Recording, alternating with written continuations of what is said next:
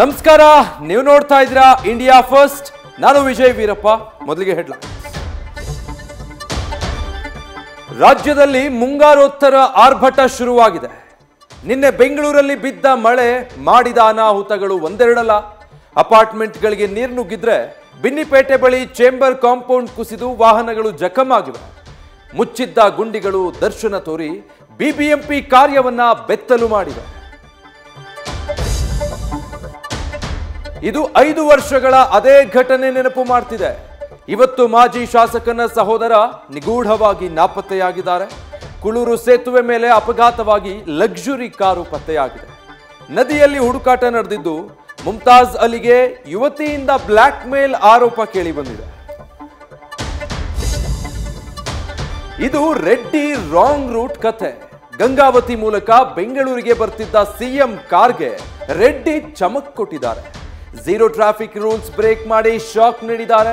ಇತ್ತ ರೆಡ್ಡಿ ತವರು ಬಳ್ಳಾರಿ ಬೂಡ ಕರ್ಮಕಾಂಡ ಬಿಚ್ಚಿಕೊಂಡಿದೆ. ಡಿಕೆಶಿ ಆಪ್ತನ ಬುಡದಲ್ಲಿ ಭೂ ಅಕ್ರಮ ಸ್ಫೋಟ ಆಗಿದೆ. ಇದು ಬೆನ್ನಿನ ಭೂತವ, ಪ್ರೇತಾತ್ಮಕಾಟವ ಅನ್ನೋದು ಬಳ್ಳಾರಿ ಜೈಲು ವಾಸಿ ದರ್ಶನ್ಗೆ ಗೊತ್ತು.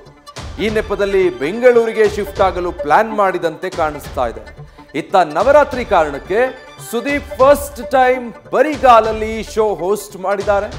ಶನಿವಾರ ಗ್ರೇ, ಇವತ್ತು ಕೇಸರಿ ಕುರ್ತಾದಲ್ಲಿ ಮಿಂಚುತ್ತಿದ್ದಾರೆ.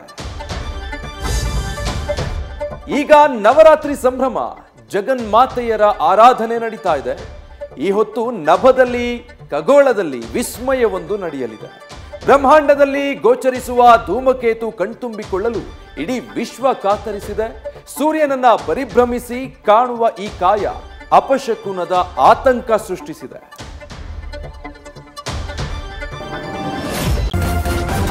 ನ್ಯೂಸ್ ಫಸ್ಟ್, ನಿರ್ಭೀತಿಯಿಂದ ನಿಮ್ಮ ಪರವಾಗಿ.